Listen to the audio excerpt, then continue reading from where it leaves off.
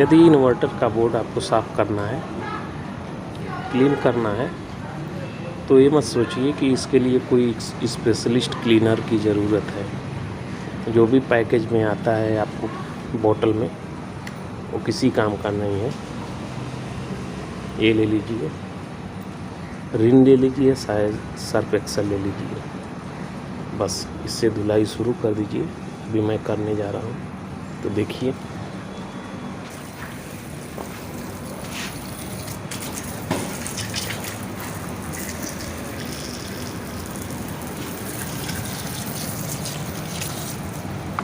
इस पे हीटसिंग वाले पार्ट में थोड़ा वो लिक्विड लगा रहता है, तो हीटसिंग जो रहती है वो ऑयली होता है, वो नहीं छोड़ेगा। बाकी मैं थोड़ा एक हाथ से कर रहा हूँ, कंप्लीट करता हूँ तो दिखाता हूँ आपको। ऐसे करके पूरे अच्छे से ब्लॉक कर दीजिए इसको।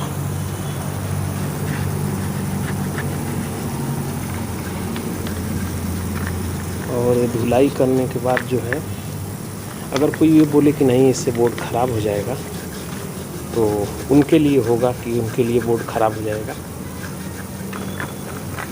और उसके पीछे का कारण मैं बता देता हूँ कि मैं ऐसे कभी से कर रहा हूँ, तो 1 साल 2 साल 3 साल की बात मैं नहीं कर रहा हूँ।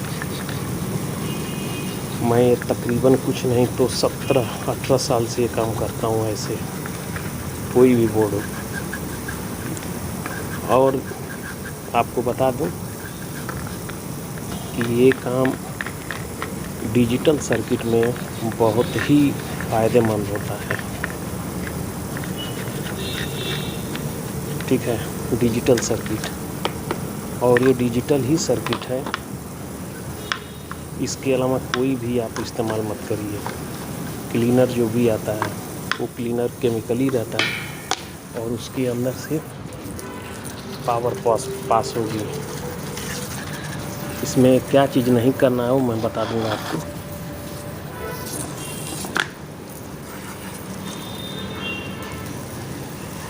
ये सुखाने, इसको ऐसे कर लेने के बाद इसको आपको अधिक समय तक सुखाना होगा, क्योंकि इसमें लेकर भी है, तो वो ध्यान देना है कि लेकर के ऊपर अंदर पानी जाएगा कुछ में, और खुले में सुखाना होगा। अगर ये सर्किट बिल्कुल क्लीन होती, मतलब कोई लेकर नहीं होता इसमें, तो आप इसका इस्तेमाल ब्लोवर से हीट करके सुखा सकते हैं। लेकिन इसमें लेकर है तो ये प्रॉब्लम दे देगी आपको।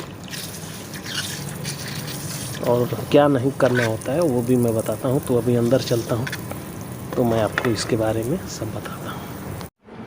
तो यहाँ पे मैं वही बोर्ड लिया हूँ, इसमें अभी भी पानी है जगह जगह पे, आप देख रहे होंगे। तो ये मत समझिएगा चीटिंग का काम नहीं करता हूँ, चीटिंग करने का कोई मतलब ही नहीं है। पानी अभी देख रहे हैं जगह जगह पे है, ठीक है।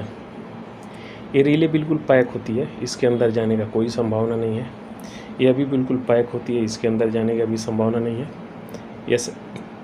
SMPS जो चॉपर है, इसके अंदर संभावना बनती है। ये ग्लू गिराया हुआ है, इसके अंदर साइड से भी जाने की संभावना बनती है। अभी आप सोचेंगे कि यहाँ पे ग्लू क्यों गिरा हुआ है, तो कुछ लोग बोलेंगे कैपेसिटर को करने के लिए, और मतलब कैपेसिटर हिले नहीं, जंपिंग ना करे और ढीला ना हो जाए, उसके लिए। दूसरा चीज़, अगर जो यहाँ पे जितने भी रेजिस्टेंस होते हैं उसको प्रोटेक्ट करने के लिए गम गिराया जाता है। डिजिटल सर्किट में सबसे बड़ी यही समस्या रहती है कि थोड़ा सा भी लीकेज उस पीसीबी को चलने नहीं देगा। जैसे कि इसमें FO वोल्टेज का आता है, इस यहाँ पे जो देख रहे हैं 15 वोल्ट के पास में FO वोल्टेज है, उसे आपको क्लियर करना ही है। अगर वो रेजिस्टेंस कहीं से भी अगर मॉइस्चराइज होकर के कोई किसी का मान अगर बढ़ जाएगा, जो डाउन करके रखती है, या कंपरेटर के ज़रिए जो तराजू के ज़रिए जो तौल करके आता है, अगर उसमें भी इशू हुआ तो आपका ये लेके बैठ जाएगा करंट, क्योंकि हाई मान की रेजिस्टेंस लगी होती है। तो अभी इसको रखना है तो ऐसे रखेंगे, ऐसे खड़ा करके रख देंगे, और अगर धूप में सुखाना है तो भी आप ऐसे खड़ा करेंगे, ऐसे नहीं रखेंगे। नहीं रखने से क्या होगा, हीट पड़ेगी ऊपर। ये थोड़े थोड़े छोटे छोटे सी बात है तो उसमें हो जाएगा। नहीं तो आप अगर इतने स्पेस पे रखे हैं, लटका के रखे हैं तो चलेगा। हीट होगा, वाष्पन होगा इसका, तो ये उड़ जाएगी। इसके जो कण हैं पानी के वो हवा में मिल जाएंगे। अगर बंद करके रखेंगे, ऐसे रख देंगे, तो नीचे हीट क्रिएट होगा और भाप इसी पे जमी रहेगी और इसके लेकर को नुकसान करेगी। तो आप ऐसे रख देंगे, तो थोड़ा खड़ा रख देंगे, दोनों तरफ से हवा लगेगा तो ये आसानी से सूख जाएगा। अब धूप में सुखाइए, सबसे बेस्ट और बेहतर तरीका है इसका। आज से नहीं, मैं कई सालों से यही इस्तेमाल करता हूँ।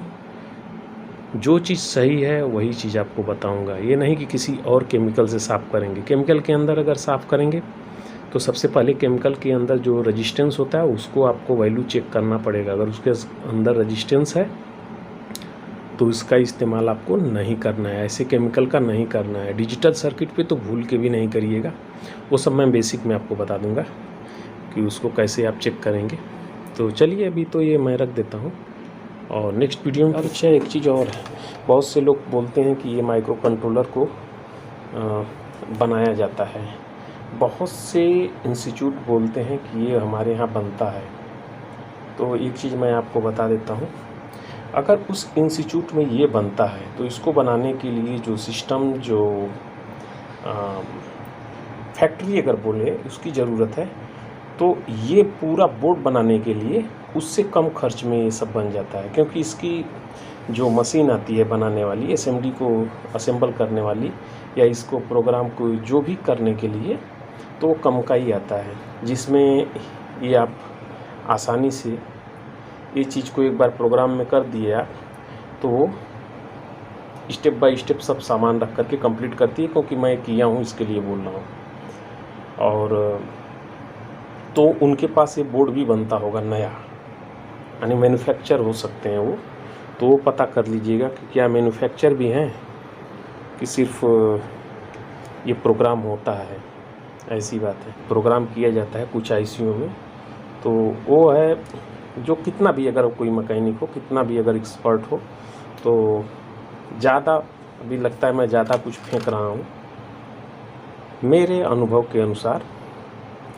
तो आर्डिनो पे जो इस्तेमाल होने वाला माइक्रो कंट्रोलर है उसी को प्रोग्राम कर सकते हैं। उससे ऊपर वाले में प्रोग्राम करने के लिए हाई लेवल का वो चाहिए, उसके लिए बहुत कुछ करना पड़ेगा।